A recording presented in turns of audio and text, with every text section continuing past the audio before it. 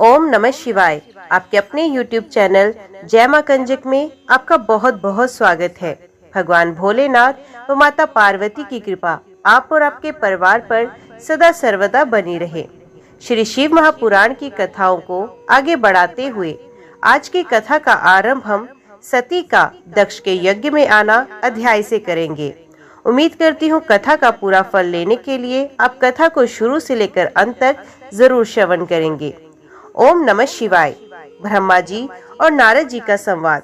ब्रह्मा जी कहते हैं, नारद, जिस समय देवता और ऋषिगण दक्ष के यज्ञ में भाग लेने के लिए उत्सव करते हुए जा रहे थे, उस समय दक्ष की पुत्री सती अपनी सखियों के साथ गंधमादन पर्वत पर धारागृह में अनेक क्रीड़ाएं कर रही थी।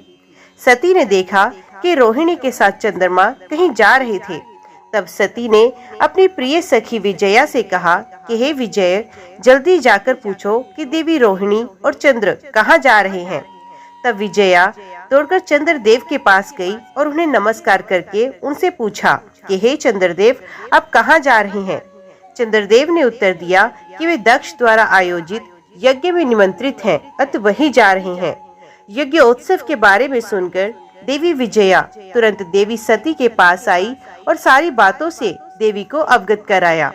तब देवी सती को बड़ा आश्चर्य हुआ कि ऐसी क्या बात है जो पिताजी ने यज्ञ उत्सव के लिए अपनी बेटी दामाद को निमंत्रण तो दूर सूचना भी नहीं दी। बहुत सोचने पर उनकी समझ में कुछ नहीं आ सका। असमंजस की स्थिति में वे अपने पति महादेव जी के पास गई और उनसे कहने लगी, हे महादेव, मुझे ज्ञात हुआ है मेरे पिता श्री दक्ष जी ने एक बहुत बड़े यज्ञ उत्सव का आयोजन किया है, जिसमें उन्होंने सभी देव ऋषियों, महर्षियों एवं देवताओं को आमंत्रित किया है। सभी देवता और ऋषिगण वहां एकत्रित हो चुके हैं।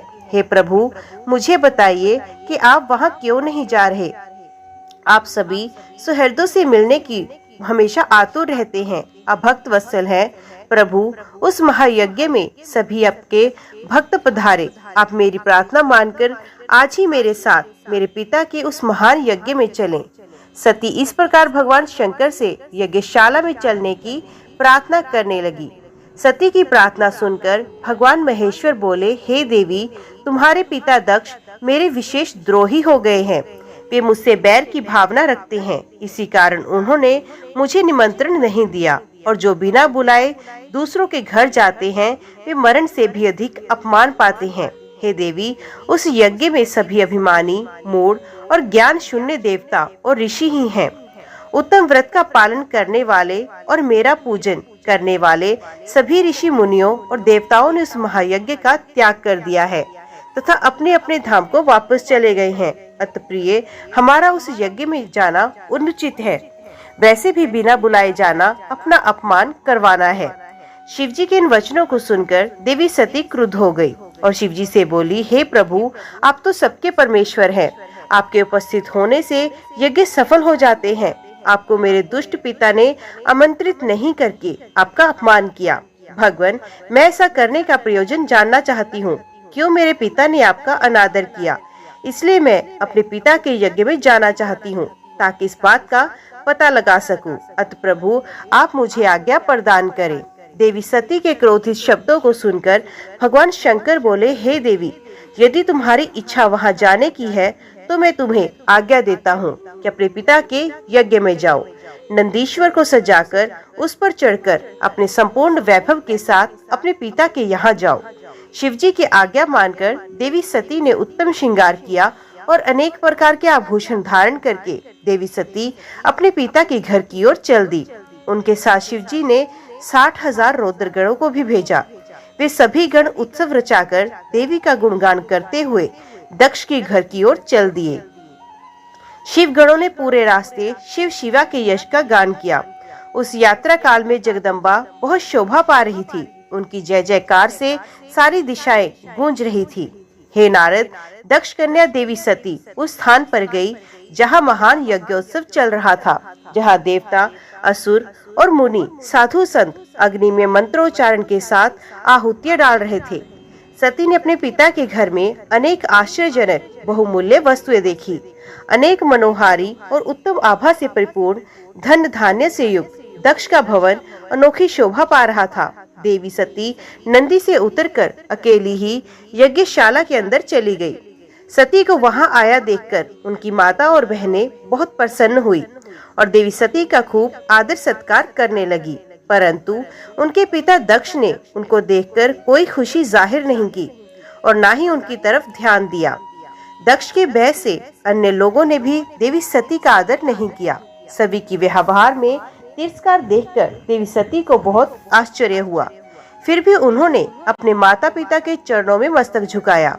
देवी सती ने यज्ञ में सभी देवताओं का अलग अलग भाग देखा। जब सती को अपने पति भगवान शिव का भाग वहां दिखाई नहीं दिया तो उन्हें बहुत क्रोध आया। अपमानित होने के कारण देवी सती दक्ष को लताड़ते हुए बोली, हे प्रजापति, आपने परम मंगलकारी भगवान शिव को इस यज्ञ में क्यों नहीं बुलाया, जिनकी उपस्थिति से सारा जगत पवित्र हो जाता है। भगवान शिव यज्ञवेत्ताओं में श्रेष्ठ हैं, वे ही यज्ञ के अंग हैं, वे ही यजमान हैं। जब सब कुछ वे ही हैं, तो उनके बिना इस महायज्ञ की भी सिद्धि कैसे हो सकती है। उनके बिना तो ये यज्ञ अपवित्र। अपने भगवान शिव को सामान्य समझकर उनका घोर अनादर किया है। शायद आपकी बुद्धि के भ्रष्ट होने के कारण ही ऐसा हुआ। मुझे तो ये समझ में नहीं आ रहा कि बिना भगवान शिव के आए ये विष्णु और ब्रह्मा सहित सभी ऋषि मुनि इस यज्ञ में कैसे आ गए। तब देवी सती मेरे सम्मुख खड़ी हो गई और विष्णु सहित सभी उपस्थित देवताओं और ऋषि और मुनियों को डांटने लगी और बहुत फटकारा। ब्रह्मा जी बोले, हे मुनि श्रेष्ठ नारद, क्रोध से भरी देवी जगदम्बा ने अत्यंत दुखी मन से हम सभी देवता और मुनियों को बहुत सी बातें सुनाई। देवी सती की बातें सुनकर कोई भी कुछ नहीं बोला, परंतु उनके पिता दक्ष उनके वचनों से बहुत अधिक क्रोधित हो गए और इस प्रकार बोले, हे पुत्री सती, तुम्हारे इस प्रकार के वचनों से क्या लाभ होगा। तुम बिन बात के सभी का अपमान कर रही हो। वैसे भी मैंने तुम्हें यहाँ आने का कोई निमंत्रण नहीं दिया, तो तुम क्यों चली आई। तुम यहाँ खड़ी रहो या वापस चली जाओ, तुम्हारी इच्छा। वैसे भी यहाँ उपस्थित सभी देवता और ऋषि मुनि ये जानते हैं कि तुम्हारे पति शिव अमंगलकारी हैं। उन्हें वेदों से बहिष्कृत किया गया है। वे भूतों, प्रेतों और पिशाचों के स्वामी हैं। उन्होंने बहुत बुरा वेश धारण किया है, इसलिए मैंने रुद्र को इस महायज्ञ में नहीं बुलाया।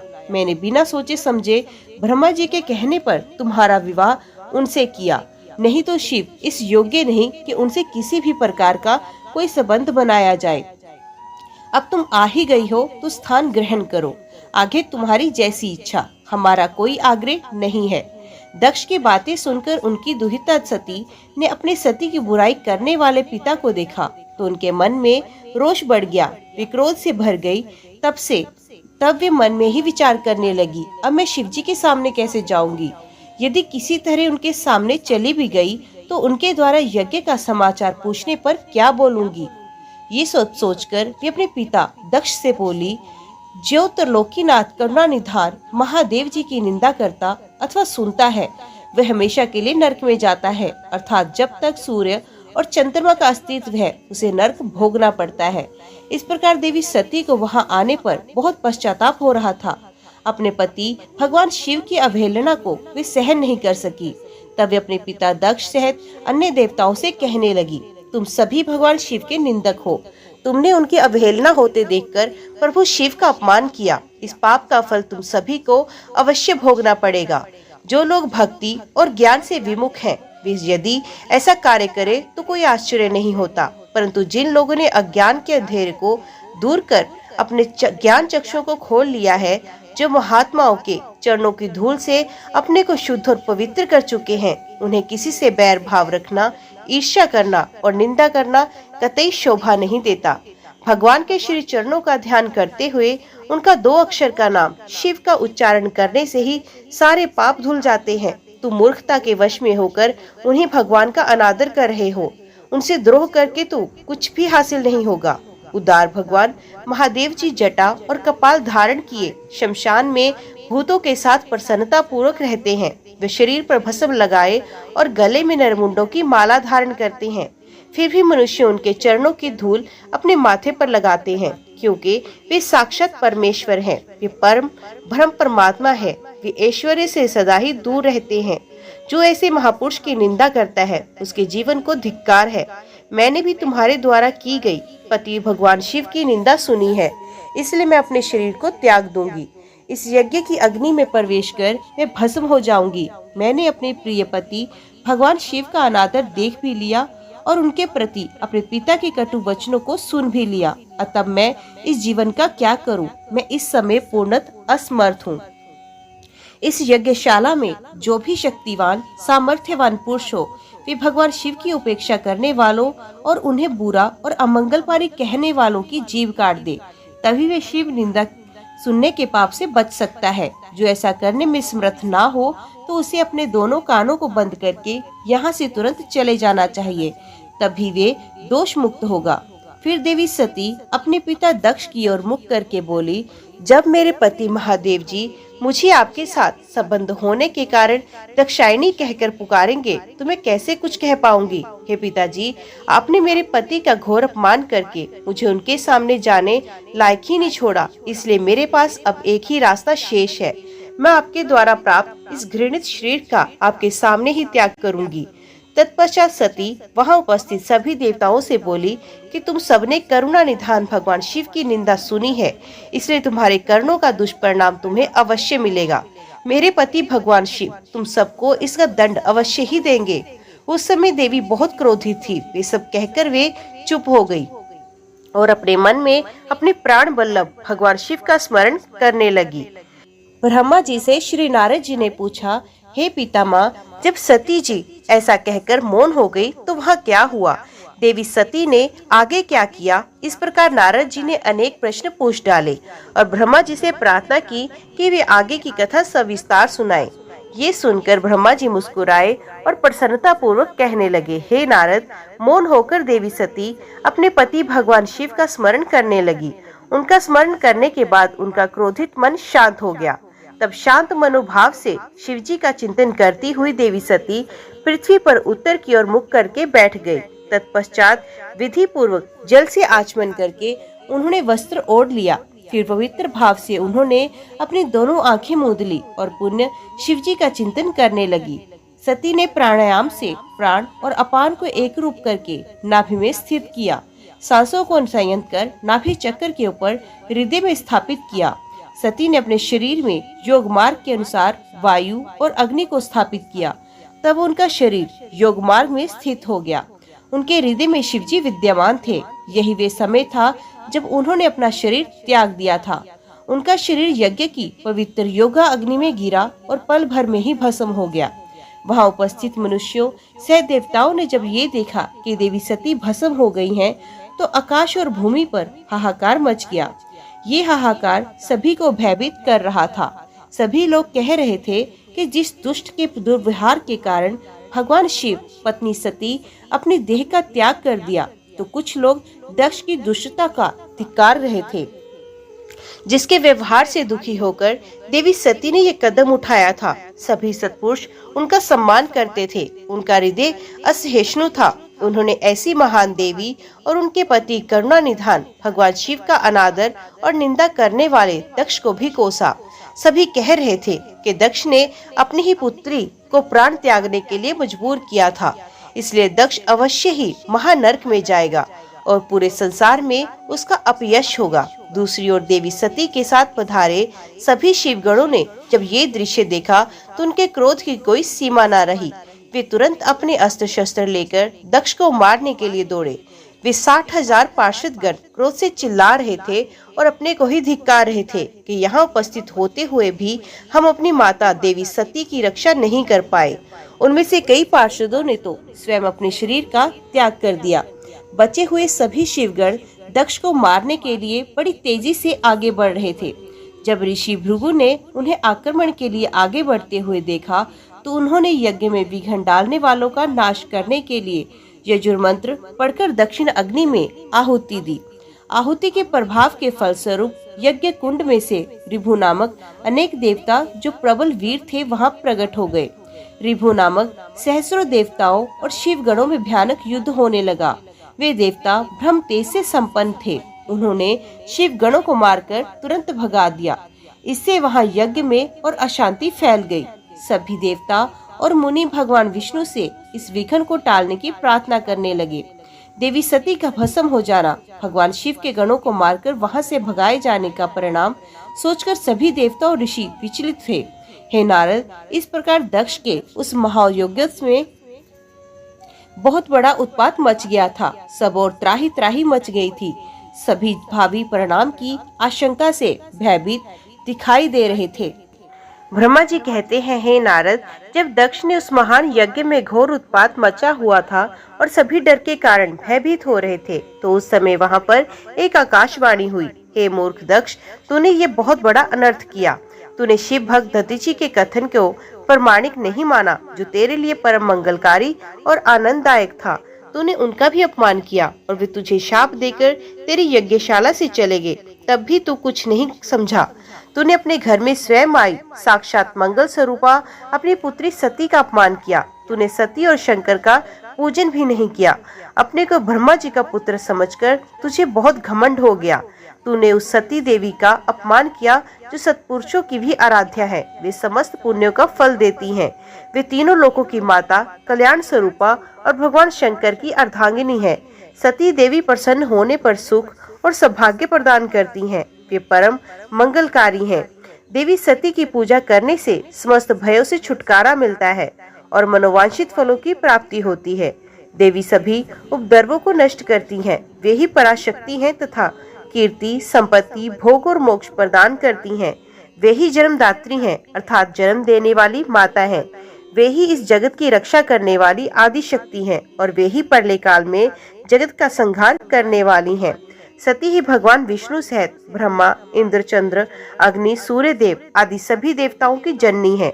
वे साक्षात जगदम्बा है। वे ही दुष्टों का नाश करने वाली और भक्तों की रक्षा करने वाली हैं। ऐसी उत्तम महिमा और गुणों वाली भगवान शिव की प्राण प्रिया धर्मपत्नी का तूने इस यज्ञ में अपमान किया है।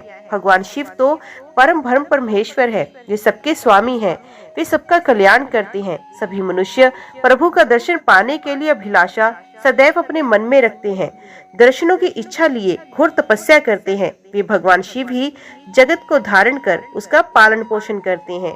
वे ही समस्त विद्याओं के ज्ञाता और मंगलों का भी मंगल करने वाले हैं। वे ही समस्त मनोकामनाओं को पूरा करते हैं। हे दुष्ट दक्ष, तूने उन परम शक्तिशाली भगवान शिव की शक्ति की अवहेलना करके बहुत बुरा किया।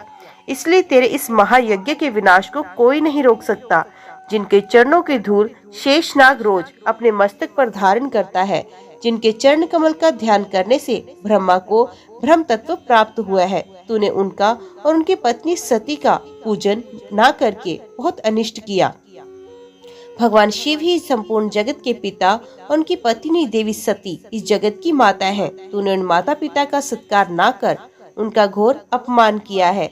अब तेरा कल्याण कैसे हो सकता है? तूने स्वयं दुर्भाग्य से अपना नाता जोड़ लिया है। तूने देवी सती और भगवान शिव की भक्ति भाव से आराधना नहीं की। तेरी ये सोच ही कल्याणकारी शिव का पूजन किए बिना भी मैं कल्याण का भागी हो सकता हूँ, तुझे ले डूबी है। तेरा सारा घमंड नष्ट हो गया है। यहाँ बैठा कोई भी देवता शिव जी के विरुद्ध होकर तेरी सहायता नहीं कर पाएगा। यदि करना भी चाहेगा तो स्वयं नष्ट हो जाएगा। अब तेरा अमंगल निश्चित है। सभी देवता और मुनिगण यज्ञ मंडप को छोड़कर तुरंत यहाँ से अपने अपने धाम को चले गए, अन्यथा सबका नाश हो जाएगा। इस प्रकार यज्ञशाला में उपस्थित सभी लोगों को चेतावनी देकर वे आकाशवाणी मौन हो गई। नारद उस आकाशवाणी को सुनकर सभी देवता और मुनि आश्चर्य से इधर उधर देखने लगे। उनके मुंह से एक भी शब्द नहीं निकला। वे अत्यंत भयभीत हो गए। उधर भृगु के मंत्रों से उत्पन्न गणों द्वारा भगाए गए शिवगण, जो कि नष्ट होने से बच गए थे, शिव जी की शरण में चले गए। वहां पहुंचकर उन्होंने प्रभु को हाथ जोड़कर प्रणाम किया और वहां यज्ञ में जो कुछ भी हुआ उसको और सती के शरीर त्यागने का सारा वृत्तांत कह सुनाया। शिवगण बोले, हे महेश्वर, दक्ष बड़ा ही दुरात्मा और घमंडी है। उसने माता सती का अपमान किया। वहां उपस्थित देवताओं ने भी उनका आदर सत्कार नहीं किया। उस घमंडी दक्ष ने यज्ञ में अपना भाग भी नहीं दिया। हे प्रभु, दक्ष ने आपके प्रति बुरे शब्द कहे। आपके विषय में ऐसी बातें सुनकर माता क्रोधित हो गई और उन्होंने पिता की बहुत निंदा की। जब दक्ष ने उनका भी अपमान किया तो वे शांत होकर सोचने लगी। फिर उन्होंने वहां उपस्थित सभी देवताओं और मुनियों को फटकारा, जिन्होंने आपका अनादर किया था। उन्होंने कहा कि शिव निंदा सुनकर मैं जीवित नहीं रह सकती। ये कहकर उन्होंने योगा अग्नि में जलकर अपना शरीर भस्म कर दिया। ये देखकर बहुत से पार्षदों ने माता के साथ ही अपने शरीर की आहुति दे दी। तब हम सब शिवगण उस यज्ञ को विध्वंस करने के लिए तेजी से आगे बढ़े, परंतु भृगु ऋषि ने मंत्रों द्वारा गणों को उत्पन्न कर हम पर आक्रमण कर दिया। हम में से बहुत से गणों को उन भृगु के गणों ने मार दिया। तब वहां आकाशवाणी हुई, जिसने कहा कि तुम्हारा अंत अब निश्चित है तथा जो भी देवता एवं मुनि तुम्हारा साथ देंगे वे भी पाप के भागी बनकर मृत्यु को प्राप्त होंगे। ये सुनकर सभी उपस्थित लोग वहां से चले गए और हम यहाँ आपके इस विषय में बताने के लिए आपके पास चले आए। हे कल्याणकारी भगवान शिव, हे आप उस महादुष्ट अधर्मी दक्ष को उसके अपराध का कठोर दंड अवश्य दें। ये कहकर सभी गण चुप हो गए। हे नारद, अपने पार्षदों की बात सुनकर भगवान शिव ने उस यज्ञ की सारी बातें और जानकारी जानने के लिए तुम्हारा स्मरण किया। उनके स्मरण करते ही तुम वहां पहुँचे और भक्ति भाव से नमस्कार करके चुपचाप खड़े हो गए। तब महादेव जी ने तुमसे दक्ष के यज्ञ के विषय में पूछा। तब तुमने उत्तम भाव से उस यज्ञशाला में जो हुआ था वे सब वृत्तांत उन्हें कह सुनाया। सारी बातों से अवगत होते ही भगवान शिव अत्यंत क्रोधित हो गए। पराक्रमी शंकर के क्रोध का कोई अंत ना रहा। तब लोक संहारी शंकर ने अपनी जटा का एक बाल उखाड़कर उसे कैलाश पर्वत पर दे मारा। जैसे ही वे बाल जमीन पर गिरा, उसके 2 टुकड़े हो गए। उस समय वहाँ बहुत भयंकर गर्जना हुई। बाल के प्रथम भाग से महाप्रकर्मी महाबली वीरभद्र प्रकट हुए, जो समस्त शिवगणों में शिरोमणि हैं। उनका शरीर बहुत बड़ा और विशाल था। उनकी 1000 भुजाएं थी। उस जटा के दूसरे भाग से अत्यंत भयंकर और करोड़ों भूतों से घिरी हुई महाकाली उत्पन्न हुई। उस समय रुद्र देव के क्रोध पूर्वक सांस लेने से ही 100 प्रकार के ज्वर और अनेक प्रकार के रोग पैदा हो गए। वे सभी शरीरधारी, क्रूर और भयंकर थे। वे अग्नि के समान तेज से प्रज्वलित थे। तब वीरभद्र और महाकाली ने दोनों हाथ जोड़कर भगवान शिव को प्रणाम किया और बोले, हे महारुद्र, आपने सोम, सूर्य और अग्नि को अपने तीनों नेत्रों में धारण किया। हे प्रभु, कृपा कर मुझे आज्ञा दीजिए कि मुझे क्या करना है। क्या मुझे पृथ्वी के सभी समुद्रों को एक क्षण में सुखाना है या संपूर्ण पर्वतों को पीसकर पल भर में मसलकर चूर्ण बनाना है? हे प्रभु, मैं इस ब्रह्मांड को भस्म कर दूं या मुनियों को जला दूं? भगवान, आपका आदेश पाकर मैं समस्त लोकों में उलट पुलट कर सकता हूँ। आपका इशारा करने से ही मैं जगत के समस्त प्राणियों का विनाश कर सकता हूँ। आपकी आज्ञा पाकर मैं इस संसार के सभी कार्यों को कर सकता हूँ। हे प्रभु, मेरे समान पराक्रमी ना तो कोई हुआ है ना ही कोई होगा। भगवान, आपकी आज्ञा से हर कार्य सिद्ध हो सकता है। मुझे ये सभी शक्तियाँ आपकी ही कृपा से प्राप्त हुई। बिना आपकी आज्ञा के एक तिनका भी नहीं हिल सकता। हे करुणा निधान, मैं आपके चरणों में प्रणाम करता हूँ। आप अपने कार्य की सिद्धि की जिम्मेदारी मुझे दीजिए। मैं उसे संपूर्ण रूप से करने का प्रयास करूंगा। हे प्रभु, आपके चरणों का मैं हर समय चिंतन करता हूँ। आपकी भक्ति परम उत्तम है। आप बिना कहे ही अपने भक्तों की समस्त इच्छाओं को पूरा करके उन्हें मनोवांछित और अभीष्ट फल प्रदान करते हैं। अब भक्त वत्सल हैं। भगवान, मुझे कार्य करने का आदेश दे तथा साथ ही उस कार्य की सफलता का आशीर्वाद भी दे। हे मुनिश्रेष्ठ वीरभद्र के ये वचन सुनकर शिव जी को बहुत संतोष हुआ तथा उन्होंने वीरभद्र को अपना आशीर्वाद प्रदान किया। भगवान शिव बोले, पार्षदों में श्रेष्ठ वीरभद्र, तुम्हारी जय हो। ब्रह्मा जी का पुत्र दक्ष बड़ा ही दुष्ट है। उसे अपने पर बहुत घमंड है। इस समय वे एक बहुत बड़ा यज्ञ कर रहा है। अपने पर बहुत घमंड है। इस समय वे एक बहुत बड़ा यज्ञ कर रहा है। उसने उस यज्ञ में मेरा बहुत अपमान किया। मेरी पत्नी ने मेरा अपमान होता हुआ देखकर उसी यज्ञ की अग्नि में अपने शरीर को भस्म कर दिया। अब तुम सब परिवार उस यज्ञ में जाओ। वहाँ यज्ञशाला में जाकर तुम उस यज्ञ को विनष्ट कर दो। यदि देवता गंधर्व अथवा कोई अन्य तुम्हारा सामना करे और तुम्हें ललकारे तो तुम उसे भी भस्म कर देना। दधीची की दी हुई चेतावनी के बाद भी जो देवतागण वहाँ यज्ञ में मौजूद हैं, तुम उन्हें भी भस्म कर देना, क्योंकि वे सभी मुझसे बैर रखते हैं। तुम उन सभी को बंधु बांधवों से जलाकर भस्म कर देना। वहाँ कलशों में भरे हुए जल को पी लेना। इस प्रकार वैदिक मर्यादा के पालक भक्तवत्सल करुणा निधान शिव ने क्रोधित होकर वीरभद्र को यज्ञ का विनाश करने का आदेश दिया। ब्रह्मा जी कहते हैं, नारद, महेश्वर के आदेश को आदर पूर्वक सुनकर वीरभद्र ने शिव जी को प्रणाम किया। तत्पश्चात उनसे आज्ञा लेकर वीरभद्र यज्ञशाला की ओर चल दिए। शिव जी ने परले की अग्नि के समान और करोड़ों गणों को उनके साथ भेज दिया। वे अत्यंत तेजस्वी थे। वे सभी वीरगण कौतूहल से वीरभद्र के साथ साथ चल दिए। उसमें हजारों पार्षद वीरभद्र की तरह ही महापराक्रमी और बलशाली थे। बहुत से काल के भी काल भगवान रुद्र के समान थे। वे शिव जी के समान ही शोभा पा रहे थे। तत्पश्चात वीरभद्र शिव जी जैसा वेश धारण कर ऐसे रथ पर चढ़कर चले जो 400 हाथ लंबा था, और इस रथ को 10,000 शेर खींच रहे थे, और बहुत से हाथी, शार्दूल, मगर, मत्स्य और उस रथ के लिए आगे आगे लेकर चल रहे थे। काली कात्यायनी, ईशानी चामुंडा, मुंडमर्दिनी, भद्रकाली भद्रा, त्रिता और वैष्णवी नामक नव दुर्गाओं ने भी भूतों पिशाचों के साथ दक्ष के यज्ञ का विनाश करने के लिए उस ओर प्रस्थान किया। डाकिनी, शाकिनी, भूत पिशाच, प्रमथ गुहक, कुष्मांड, प्रपट, चटक, ब्रह्म राक्षस, भैरव तथा क्षेत्रपाल आदि सभी वीरगण भगवान शिव की आज्ञा पाकर दक्ष के यज्ञ का विनाश करने के लिए यज्ञशाला की ओर चल दिए। वे भगवान शंकर के 64,000 करोड़ गणों की सेना लेकर चल दिए। उस समय भेरियों की गंभीर ध्वनि होने लगी। अनेकों प्रकार के शंख चारों दिशाओं में बजने लगे। उस समय जटाहर, मुखों तथा रिंगों के अनेक प्रकार के शब्द सुने। भिन्न भिन्न प्रकार के सिंगे बजने लगे। महामुनि नारद उस समय वीरभद्र की उस यात्रा में करोड़ों सैनिक शामिल थे।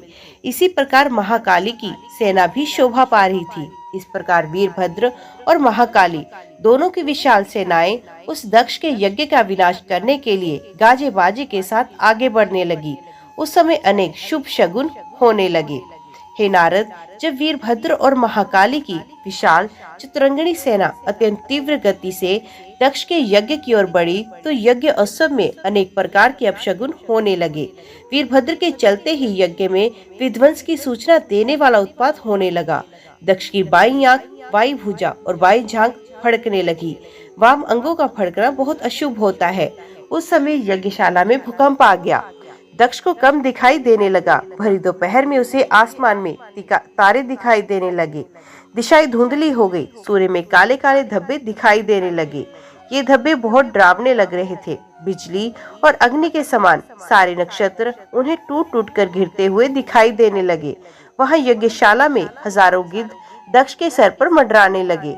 उस यज्ञ मंडप को गिद्धों ने पूरा ढक दिया था। वहाँ एकत्रित गिद्धड़ बड़ी भयानक और डरावनी आवाजें निकाल रहे थे। सभी दिशाएं अंधकार में हो गई। वहाँ अनेक प्रकार के अपशगुन होने लगे। फिर उसी समय वहाँ आकाशवाणी हुई, ओ मूर्ख, दुष्ट दक्ष, तेरे जन्म को धिक्कार है। तू बड़ा महापापी है। तूने भगवान शिव की बहुत अवहेलना की। तूने देवी सती को, जो कि साक्षात जगदम्बा रूप है, कभी अनादर किया।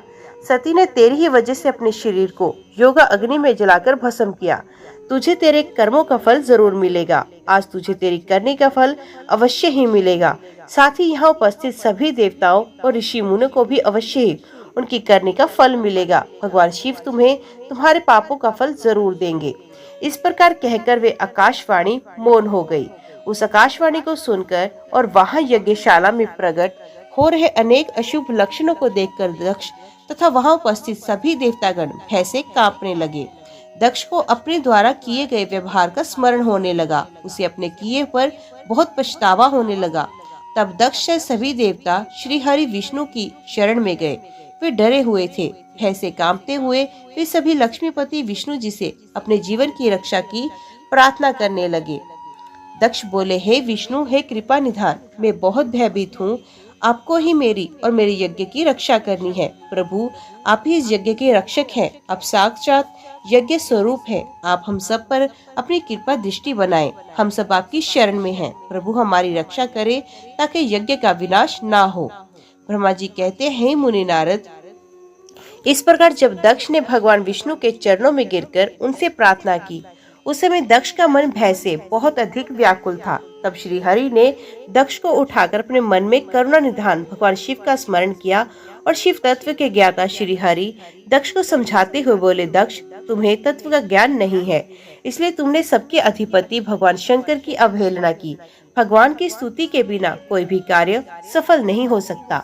उस कार्य में अनेक परेशानियां आती हैं। जहाँ पूजनीय व्यक्तियों की पूजा नहीं होती, वहाँ गरीबी, मृत्यु तथा भय का निवास होता है। इसलिए तुम्हें भगवान शिव का सम्मान करना चाहिए, परंतु तुमने महादेव का सम्मान और आदर सत्कार नहीं किया, अपितु तुमने उनका घोर अपमान किया है। इसी के कारण तुम्हारे ऊपर घोर संकट के बादल मंडरा रहे हैं।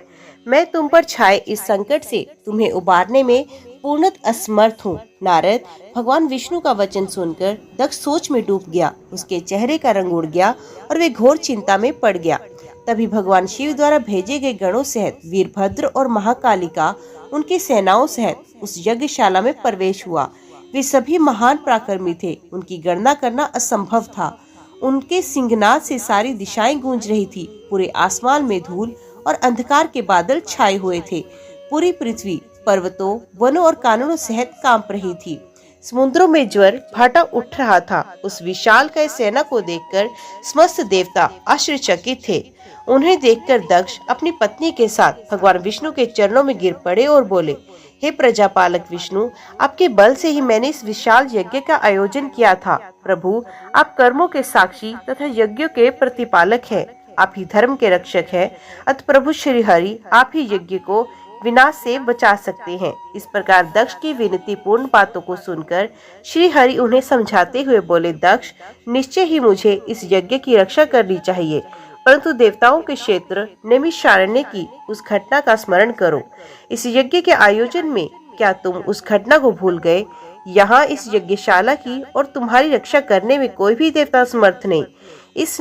इस समय जब देव महादेव जी के गण और उनके सेनापति वीरभद्र तुम्हें भगवान शिव का अपमान करने का दंड देने आए हैं, उस समय कोई मूर्ख ही तुम्हारी सहायता को आगे आ सकता है।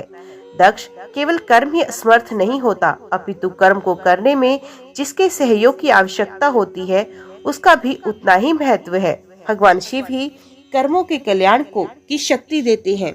जो शांत मन से भक्ति पूर्वक उनकी पूजा अर्चना करता है, महादेव जी उसे तत्काल ही उस कर्म का फल देते हैं। जो मनुष्य ईश्वर के अस्तित्व को नहीं मानते, वे नरक के भागी होते हैं। दक्ष, वीरभद्र शंकर के गणों का ऐसा सेनापति है जो शिवजी के शत्रु का तुरंत नाश करता है। निस्संदेह ये तुम्हारा तथा यहाँ पर उपस्थित सभी लोगों का नाश कर देगा। शिवजी की आज्ञा का उल्लंघन करके मैं तुम्हारे यज्ञ में आया, इसका दुष्परिणाम मुझे भी भोगना होगा। अब इस विनाश को रोकने की शक्ति मेरे पास नहीं। यदि हम यहाँ से भागकर स्वर्ग, पाताल और पृथ्वी कहीं भी छिप जाए, तो भी वीरभद्र के शस्त्र हमें ढूंढ लेंगे। शिवजी के सभी गण बहुत शक्तिशाली हैं। विष्णु जी ये कह ही रहे थे कि वीरभद्र अपनी अजय सेना के साथ यज्ञ मंडप में आ पहुँचे। ओम नमः शिवाय। आज की वीडियो में इतना ही। उम्मीद करती हूँ वीडियो आपको पसंद आई होगी। वीडियो पसंद आई हो तो वीडियो को लाइक और चैनल को सब्सक्राइब जरूर कीजिएगा। ओम नमः शिवाय लिखकर कमेंट बॉक्स में अपनी हाजिरी और अपने सुझाव देना ना भूलिएगा। तो मिलते हैं अगली कथा के साथ। तब तक के लिए देखते व सुनते रहिए। जय मां कंजक, जय माता दी।